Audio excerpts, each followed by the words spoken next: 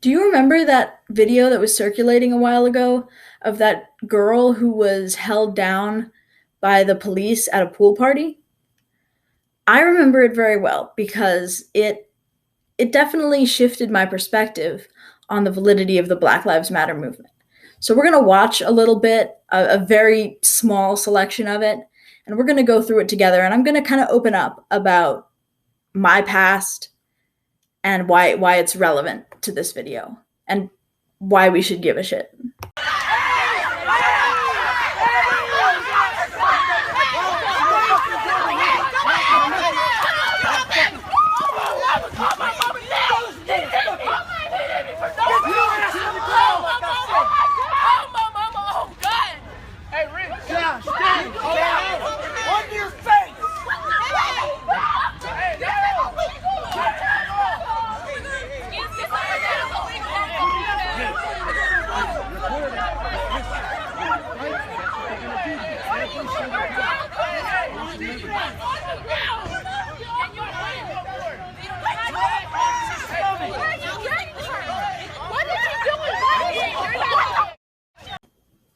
So I would like to provide the context that this girl was walking away as per the officer's orders and he grabbed her.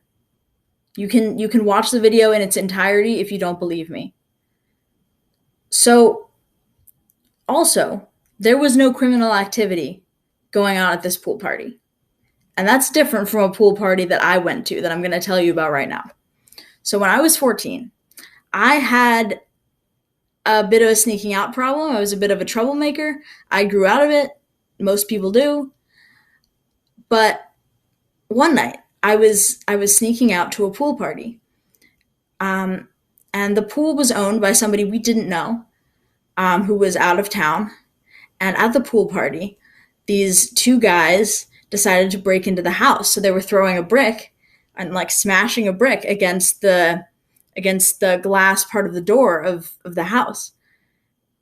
And the cops came, the neighbor called the cops. Now this was a fenced in yard. So everybody else jumped over the fence. And I tried to jump over the fence to the best of my ability. But I landed knee first in about an inch of water on top of some rocks. So my knee got a little banged up, and I was unable to climb into the enclosure of trees that shrouded everybody else. So the cops were right on my tail, and so I got up and I faced them. And oddly enough, I'd had no experiences with police before, but oddly enough, I knew what to do. I turned on the tears. I said, I didn't know there was going to be no marijuana. My knee hurts. It didn't hurt that much, and I knew there was going to be weed. I didn't smoke at the time, but I knew that there was going to be weed. I knew who was dealing it, but they didn't ask me any questions. They didn't.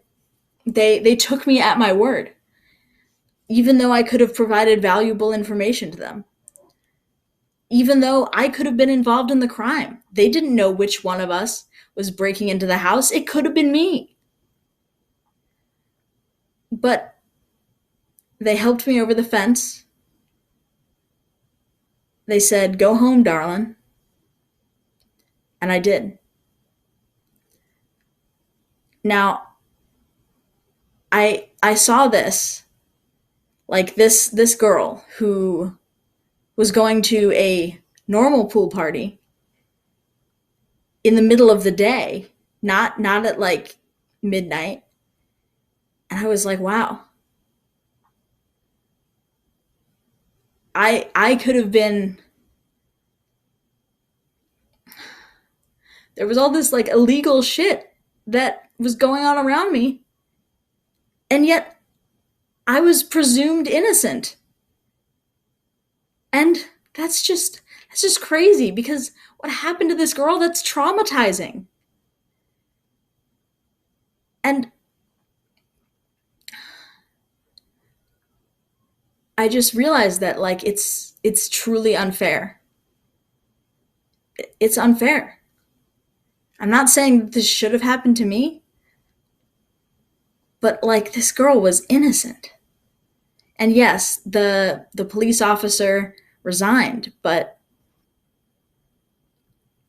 now I'm going to throw in some more clips, and these are just clips. The video is 7 minutes long, and most of it is this girl on the ground. But I'm just going to show a few more clips of this video so you really like understand a little better, and feel free to watch the whole thing on Washington Post YouTube channel.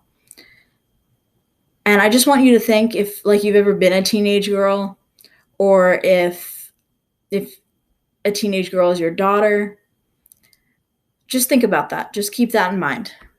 Thanks for watching.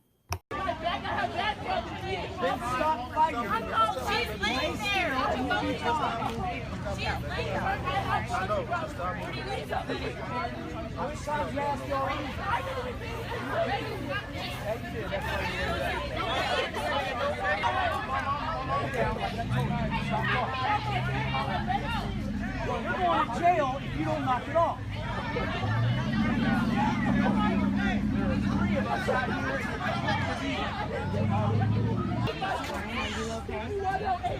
Where's Will? Wait, 4 or